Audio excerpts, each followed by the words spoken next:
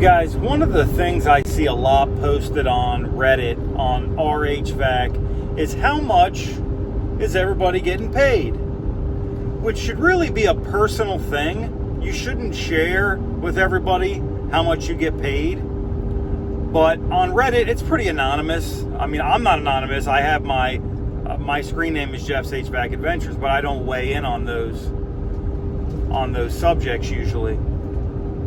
But I'm going to go over a little bit on what you should be getting paid in HVAC.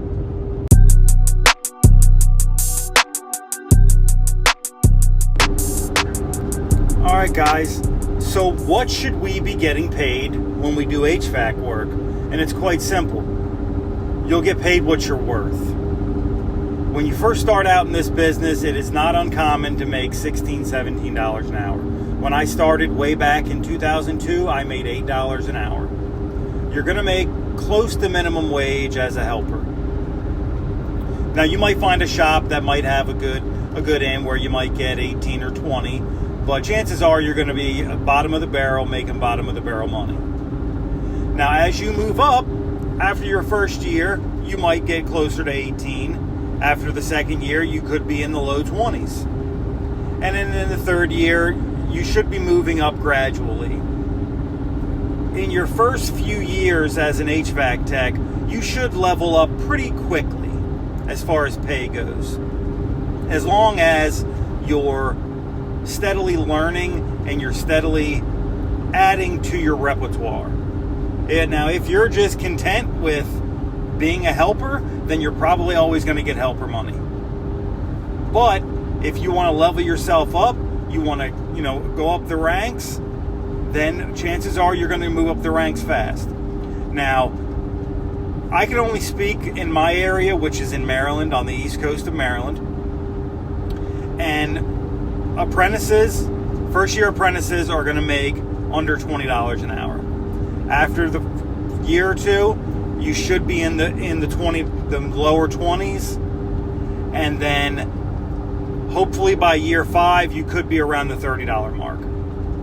Now, you could get your journeyman license, and that will help out some, but you can get your journeyman license after 3 years, working under a master for 3 years.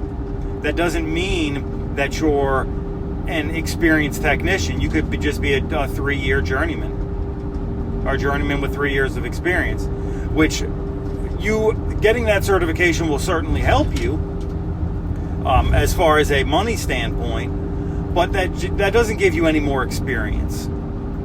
So typically a journeyman is in the $30 an hour range, probably up to 40. And over 40 is for usually experienced technicians. And this is all non-union. Union is a whole different ballgame. I'm not even going to touch on union. But at a typical shop in Maryland, that's the pay scale you can expect. Starting out under 20 after a couple years, mid-20s, 4 or 5 years, up to 30. And then as you gain more experience, you'll get up into the 40s. And then if you want to go for a master, then you could make high 40s, 50, even $60 an hour.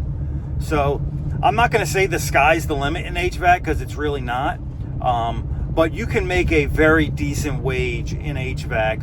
There's no reason after you have 10 or so years experience, you should be making close to $100,000 a year.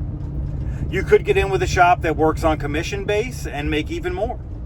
If you get into sales, which we all have mixed feelings about sales guys, but you could make even more than that. But from a guy getting out there, getting his hands dirty, service tech, installers, that's going to be your basic pay scale. So you're not going to get rich at doing this job unless you own a company, and even then you might not even be rich. But that's the pay scale you guys can pretty much count on. Experience is the best thing. Don't expect to come in, with all your certifications from school, and I got this, I got NATE certified, which all looks good. It does look good, but you can't teach experience. I always say that. You can't teach experience. The more experience you have, the better you're going to get paid, guys. So I would love for new techs to come into this field. We need you guys. This field is always constantly evolving. New technology coming out every day. Refrigerants are changing all the time, so we need new techs. And maybe that pay scale will go up in the next few years. But for now, that's the pay scale you can expect. Now, I said earlier that your pay should be private, and the reason being is because, especially if you share your pay with guys in the same shop as you, it creates animosity. You know, if you end up getting paid more or less than a certain individual that you feel is either on the same level or beneath you or above you, it might piss you off. You'll say, well, why don't I get paid the same as that guy's getting paid? Well, you know, what's going on here? And then it creates conversations and it creates animosity, and you might be in a perfectly good situation, but it makes you resent the company or resent other employees. So just keep your pay personal, especially in your own shop. If you feel like you need more money or you're worth more money, go ask for it. Now, I do believe hard work should be noticed and you shouldn't have to ask for a raise. But if you feel like you need a raise, you feel like you're underpaid, then go ask for it. All right, guys, thanks for listening to me. Don't forget to like and subscribe. I'll catch you on the next one.